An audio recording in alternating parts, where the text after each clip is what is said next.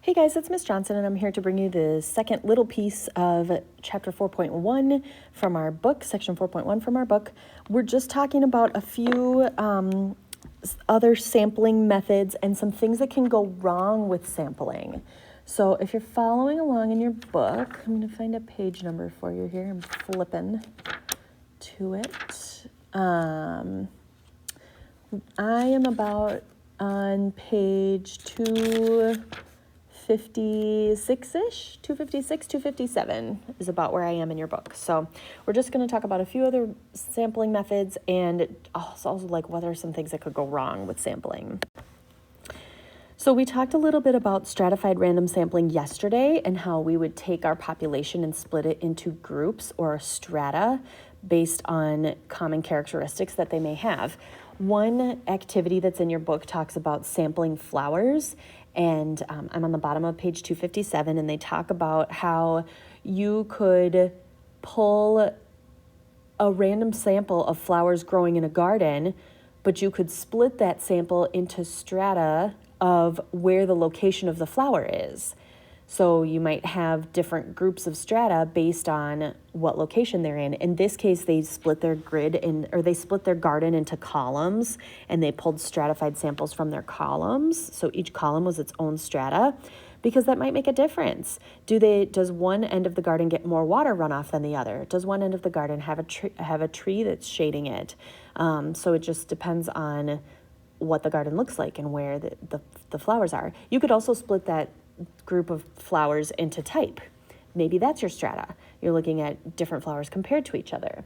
One thing that I did want to mention about stratified random sampling, we talked yesterday also about pulling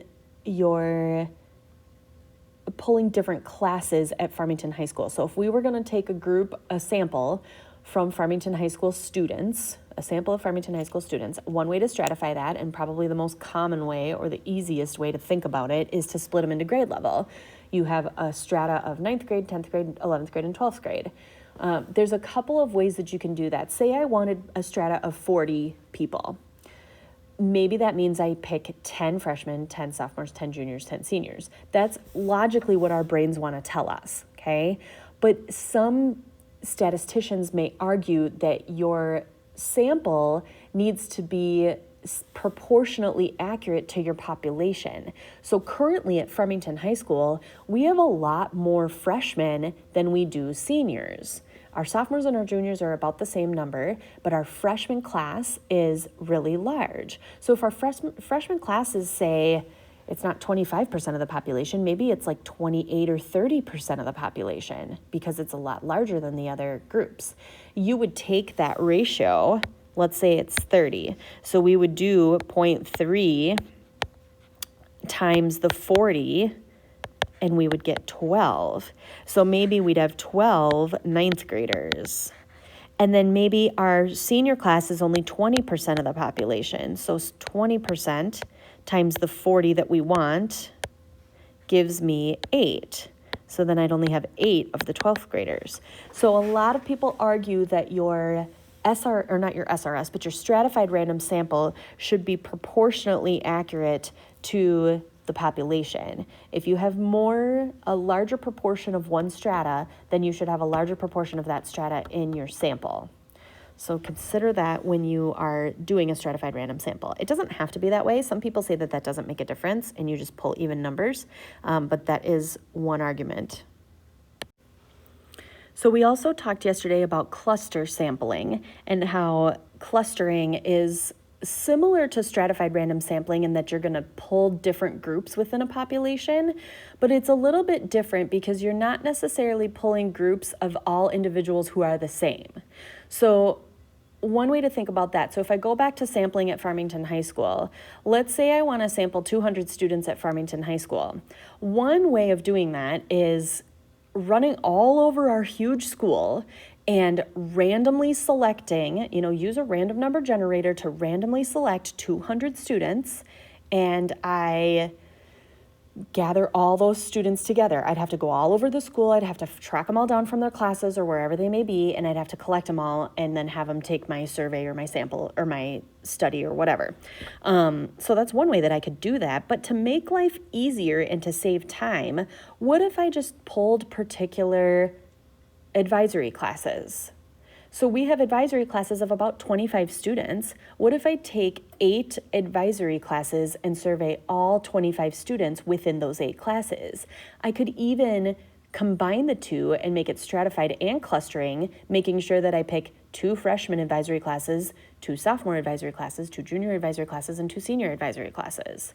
If I do that, that makes my life a lot easier because now all I have to do is contact 8 individual teachers and say, hey, give this survey to your entire class, rather than running around the whole school and possibly hitting every single classroom to collect my 200 random individuals. So that's clustering. Now, we can't necessarily say that every student within a homeroom is going to have similar characteristics. However, we can say that homerooms have been randomly assigned. They're usually assigned by alphabet, but they're randomly assigned enough that if we pull 8 individual homeroom classes, we're getting a pretty accurate picture of the population of Farmington High School, because it's not like we pulled only French classes or only AP Psych classes. We pulled kids from their TC class or from their advisory class, so they are a randomized sample because they were sorted by alphabet. So that's a cluster. It's a little bit different than stratified. It's not where you're necessarily pulling them because they have similar characteristics, but you're pulling them from convenience. But ideally, pulling them using convenience doesn't mess with the fact that they're a random sample because they're still representative of the population. So what are some things that could go wrong? There's a lot of different forms of bias that can happen when you're sampling, which is why collecting a good sample is a really, really hard thing to do. So as we've learned, the use of bad sampling methods like convenience sampling or voluntary response sampling, they often lead to bias. Researchers can avoid these methods by using random sampling to choose their samples. Other problems in conducting sample surveys are more difficult to avoid. So undercoverage is one of them. Undercoverage occurs when some members of the population are less likely to be chosen or cannot be chosen in the sample. So let's say I'm doing an email sample. If I'm doing an email sample and I send a sample out to, which happens a lot, we get a lot of email samples from, stores and whatever, and I send my sample out to people who are on the email list, what about my shoppers that aren't on the email list? There's undercoverage there. Now I'm not hitting that population, or people who just aren't as savvy with email. Maybe people don't use email very much, so maybe they don't check their email, or maybe they don't update their email when it changes, or things like that. So that's undercoverage. Same with doing a phone survey. If somebody is going to do like a cold calling phone survey and they pull a bunch of landlines and call landlines, you get some undercoverage there because there's a lot of houses that don't have a landline anymore. So then there's a lot of houses that are not going to be even able to be reached, which is undercoverage. You're leaving out a part of the population.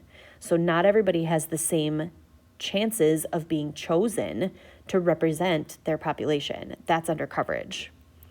Non-response occurs when an individual chosen for the sample can't be contacted or refuses to participate. So let's say I go back to my Farmington High School example and I want a simple random sample of 40, or even a stratified random sample of 40, where I had 10 freshmen, 10 sophomores, 10 juniors, 10 seniors. Let's say I gather those 40 names and I reach out to those 40 students and I'm saying, okay, I need you to do this survey. I need the results back, whatever. Here you go. And one of them just refuses to participate. Let's say one of them just says, nope, absolutely not. I'm not doing it. Now you might think, let's just replace that person.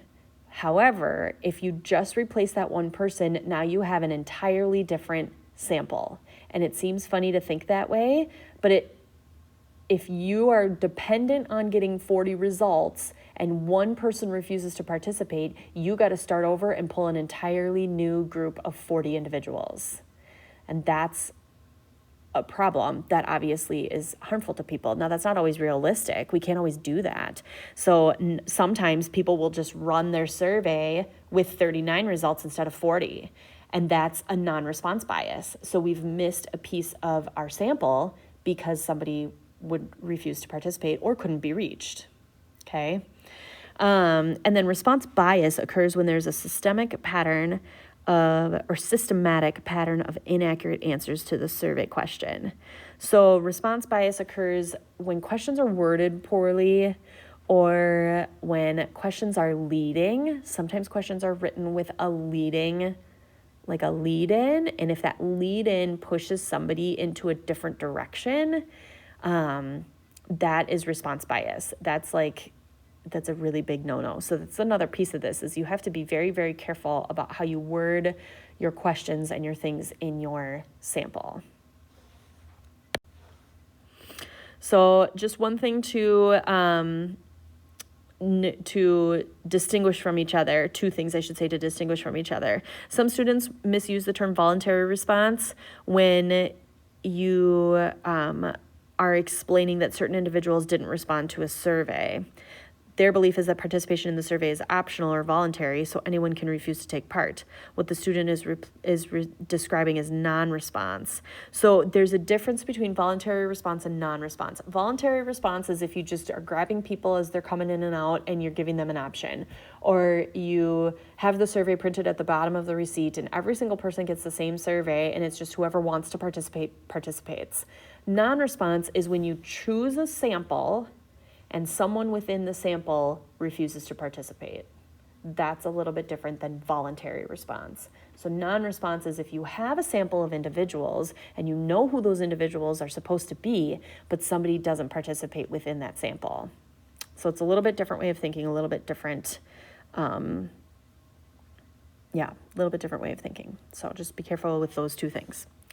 All right, so that was a lot of terms in section 4.1. There's a lot of things happening there. So take some time, look through those terms, look through the examples in the book, and work on your practice questions. If you have any questions, let me know. And thanks for tuning in.